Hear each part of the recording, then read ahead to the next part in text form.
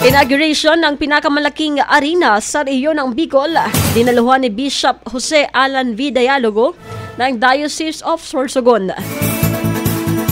Ang buong detalye ng balita nagbabalik si Megapo Patrol number 36, RG Chavez. Bicol Network News Report!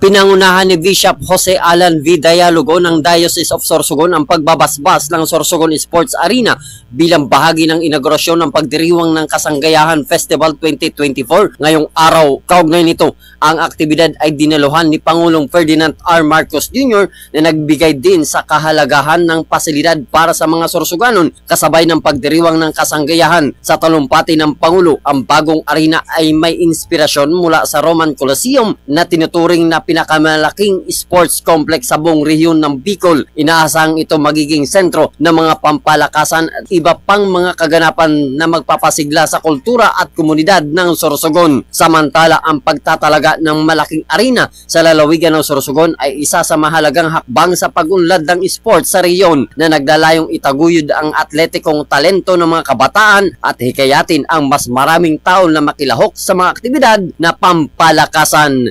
Kasama mo sa pagbabalita sa Bicol Network News. Ito si Mega Patrol numero 36, RG Chavez, tatak tunay na serbisyo.